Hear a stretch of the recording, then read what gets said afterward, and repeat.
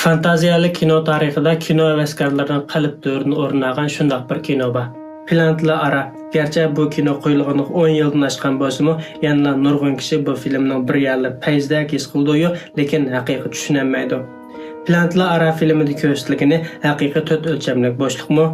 Rejissor qaronkor va 4 o'lchamlik bo'shliqni suratga olganda filmdagi hissiyotga va mehr-muhabbatga to'g'an o hikoyalar amaliyotda uncha muhim emas.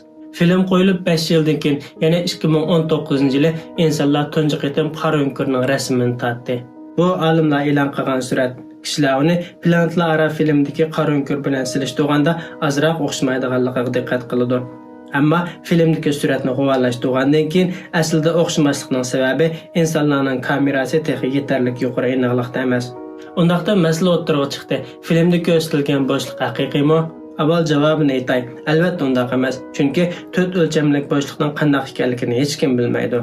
Ammo ko'pchilikning bildigani shuki, Nolan odatdagi rejissor emas. Uning suratga olmoqchi bo'lgan naq 4 o'lchamlik bo'shliq. 3 o'lchamlik jalloqlar 4 o'lchamlik bo'shliqni suratga olmoqchi bo'lsa, bu sarangning uxlamay tush ko'rish bilan o'xshash. Nolan qandaqli suratga olsa o'xshashli xato bo'lganligini albatta biladi. Faqat imkoniyatning baricha astoydil bo'lib tomoshabinlarga mushu 4 o'lchamlik bo'shliq shu deganni ishondirsa bo'ladi. Ammo oxirgi ko'rinish o'tirg'a chiqqanda ko'pchilik garchi azroq tushunib ketmasmi, ammo yana qattiq hayron qoldi. Bu filmni ko'rib bo'lgandan keyin Nolanning nimishqa 4 o'lchamlik bo'shliqni mushunaq ifodalaganligini tushunib qolasiz. Buni tushunish uchun avval sizda 4 o'lcham tushunchasi bo'lishi kerak. Nuqta 0 o'lchamlik, siziq 1 o'lchamlik, yuz 2 o'lchamlik, hajm bo'lsa 3 o'lchamlik. Undaqda 4 o'lchamchi biz 4 o'lchamni tasavvur qilolmaymiz. Xuddi 2 o'lchamlik jalloqlar 3 o'lchamni tasavvur qilolmagandek. Bu inson genining kamtikligidan kelib chiqqan. Siz ko'rib boqmagan narsani tasavvur qilolmaysiz. Alamdagi ranglar faqat bular emas. Siz ko'rib boqmagan bir rangni tasavvur qila olasiz. O'ylab o'tirmasangiz bo'ladi. Chunki uni hargiz tasavvur qilolmaysiz. Gerçi 4 o'lchamni biz tasavvur qilmasakmi, lekin matematik usul bilan uni isbotlab chiqa olamiz. Sansiz nuqta siziqni asli qiladi. Sansiz siziq yuzni asli qiladi. Sansizlig'an yuz ko'pni asli qiladi. O'xshashlar sansizlig'an ko'p 4 o'lchamlik bo'shliqni asli qila oladi. Bu naq nima uchun filmda buncha ko'p shaklli kichik o'ylar borligining sababi. Filmda yana bunday bir ko'rinish bor. Bu ko'rinish o'zaro tik bo'lgan 4 tani siziqni ko'rsatmoqchi. Muhim yerini so'zlab berishga bir o'qituvchini taklif qildik. 2 o'lchamlik bo'shliq degan bir takshi yuz. Undaqda bu takshi yuzda 2 dani o'zaro tik tuz siziq chizilib bo'ladi. Undaqda 3 o'lchamlik bo'shliq deganimiz mushu nuqtadan o'tadigan 3-chi bir tik siziq bo'ladi. Bu fikr yo'nalishi bo'yicha bo'lganda 4 o'lchamlik bo'shliq qanday bo'ladi? 4 o'lchamlik bo'shliq degan nomdan ko'rinib turibdiki, bu bo'shliqdagi xalqan bir nuqtada o'zaro tik bo'lgan 4 tani siziqni chizg'ili bo'ladi. Bu chog'da biz bayqaymizki, bu A nuqtaga qarasak 4 tal siziq o'tgan. Bu ko'rinish naq 4 tal siziq tik kesishib o'tgan bo'ling shu. Filmda artist to'xtamay har bir o'yin tekshirdi. Har bir o'yda qizi bor, ammo har biri o'xshamagan vaqt siziqidagi qizi. Uning ichida qizning har kunlik turmush ko'rinishlari o'tib o'tadi. Bu dal 4 o'lchamlik jalloqning 3 o'lchamlik jalloqni ko'rsatadigan nuqtasi. Buni tushunish uchun biz bu yerda yana bir bilimni tushunishimiz kerak. Ya'ni 3 o'lchamlik jalloqlar 2 o'lchamlik jalloqlarga qaraganda biz xuddi bir rasmga qarabla uning butun qiyofatini ko'ra olgandek aniq ko'ra oladi. Siz texmi yaqinroq berib bu rasmning tafsilotlarini ko'ra olasiz. 3 o'lchamlik jalloq 3 o'lchamlik jismga nazar solganda biz uning butun qiyofatini ko'ra olmaymiz. Masalan, bu ko'p ko'rish siziqi to'silib qolgan uzuk siziq qismini ko'rolmaymiz, ammo 4 o'lchamlik jalloqlar ko'ra oladi. Mashinaning ichki qurilmasi, badaningizdagi har bir a'zo, u hammani ochiq-oshkora ko'ra oladi. Undaq bo'lib qolmay 4 o'lchamlik jalloqlar bir qarashda 3 o'lchamlikning umumiy qiyofatini ko'ra oladi. Masalan, bu qog'oz odamni bir nuqtadan yana bir nuqtaga yo'tkizsak, biz faqat bu bo'shliqda boshdan oxir uning bir odam ekanligini ko'ra olamiz. Ammo 4 o'lchamlik jalloqlar ko'gini mandaq bo'ldi. Yo'tkilish jarayonidagi xalqan vaqtdagi altini u to'liq ko'ra oladi. Siz oddiy bir tajriba qilib baqsangiz bo'ldi. Telefoningizni elib, telefon ekranini televizorga baharlang va film elish altini eching. Andan uni televizorga qarating. Ajoyib bir 4 o'lchamlik bo'shliq paydo bo'ladi. Televizordagi vaqtning tabrinishiga diqqat qiling.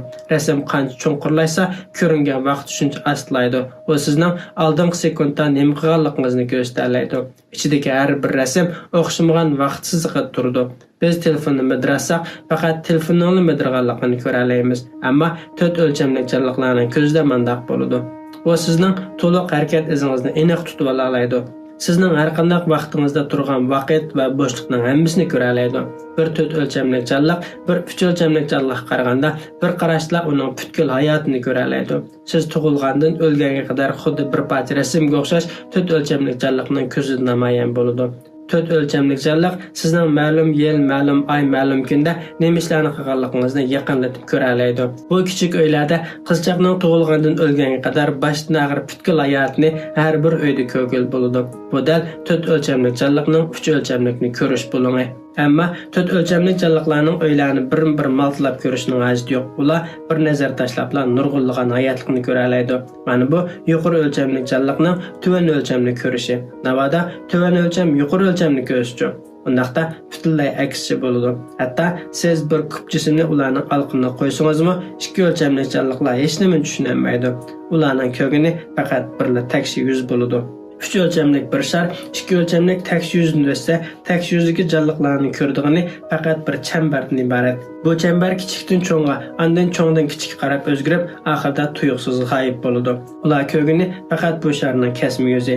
2 o'lchamlik jonliqlar gar tushunamizmi, ular yana takrar kasmi yuzlarga asosan sharning shaklini umuman sizalaydi.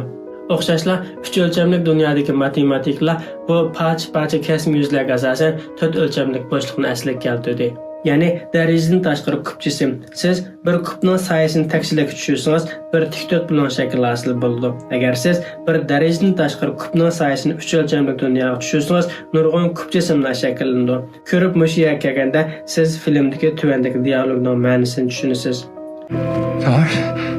Roger that. He survived. Somewhere in their 5th dimension, they saved us. What the hell is they? And just why they want to help us, huh? I don't know, but they constructed this 3-dimensional space inside their 5-dimensional reality to allow you to understand it. Hell, that ain't working. Yes, it is. Siz bir chumul bilan aloqalashamaysiz, lekin siz soya tushirish usuli orqali chumulga uchur yo'llay olasiz. Agar chumullarning ichida ajoyib aqlli bir chumul bo'lib, bu soyani bizning ularga tushirib borayotganimizni bilsa, biz chumullar bilan aloqa qila olamiz. Shunga bu joy hargizmi 4 o'lchamlik bo'shliq emas, faqat 3 o'lchamlik dunyodagi bir soya xolos. Agar yuqori o'lchamlik jonliqlar shunday zerikishlik o'yinlarni o'ynashga amroq bo'lsa, undaqda bu ya naq ular sizib o'ynagan chambarlar. Chumulga o'xshash sarasimga tushishingizning hojati yo'q. Rejissor mushu xil shakl orqali bizga 4 o'lchamlik bo'shliqni oddiygan tushuntirib berdi. Rejissor Nolan 4 o'lchamlik bo'shliqning parcha kasm yuzlarini qorashtirish orqali bizga 4 o'lchamlik bo'shliqni ko'rsatib berdi. Kinoning qanchalik qaltisligini davrishning hojati yo'q, lekin Nolan o'zira tik bo'lgan 4 tal siziqni sizib chiqolmaydi. Menimcha, shu chog'dagi u obdalla jafo tatqini aniq. U faqat muallimga o'xshash bir siziqni xalqancha sizib maqsadni bildirgan. 3 o'lchamlik bo'shliqni ko'rsatganda bu 4 siziq o'zira tik bo'lolmaydi. Lekin agar shunday bir bo'shliq bo'lsa, men bu 4 siziqni chizganda ularning xalqan ikkisi o'zira tik bo'lgan bo'ladi. Balkim ba'zi saboqdoshlar bu aniqla tik bo'lmasa, nimishqa tik deysiz deyish aniq. Diqqat qilishimiz kerakki, bu hargizmi 4 o'lchamlik kub jism emas. Bu 4 o'lchamlik kub jismning 3 o'lchamlik muhitdagi soyasi. Shunga o'lcham bo'shliqi deganlik amaliyotda bir matematikalik qon. Bu bizning olamni tushuntirishga ishlatadigan fizikalik ilmimiz bilan o'xshash emas. Bu faqat bizning bo'shliq masalalarini hal qilishimizga yordam berdi. Fizikalik masalalarni hal qilishimizga mas'ul bo'lmaydi. Lekin u bizning fizik chegaralarimizdan bo'sib o'tib, texim yuqori bo'lgan tafakkur bo'shliqlariga boshlaydi. 10 yil ilgari Nolan o'zining jasurona tasavvur bilan intayin sifatli bir fantaziya filmini barliqqa keltirdi. Hozirgacha ko'plagan ko'ruvchilar uni tushunmaydi. Lekin tushunmaslik Nolanning mas'uliyati emas. Matematika, fizika mas'ul bo'lmaydi. Lekin rejissor tomoshabinlar mas'ul bo'ladi. Jasurona xiyollarning orasida muntazam ilmiy qarashlar mavjud. Anglashlarga qaraganda tor nazariyasi olamda 11 o'lchamdan bo'lish kerakligini isbotlagan. Odamlar beshini ko'tarib cheksiz osmonga nazar tashlagandan buyon insonlarning yulduzlarga bo'lgan talpinishi to'xtab qolgan emas. Lekin bir biliq o'ziga o'xshash biliqni topolmasa, undaqda u biliq zo'r ehtimollikda dengizda bo'lmasligi, balkim biliq idishida bo'lishi mumkin.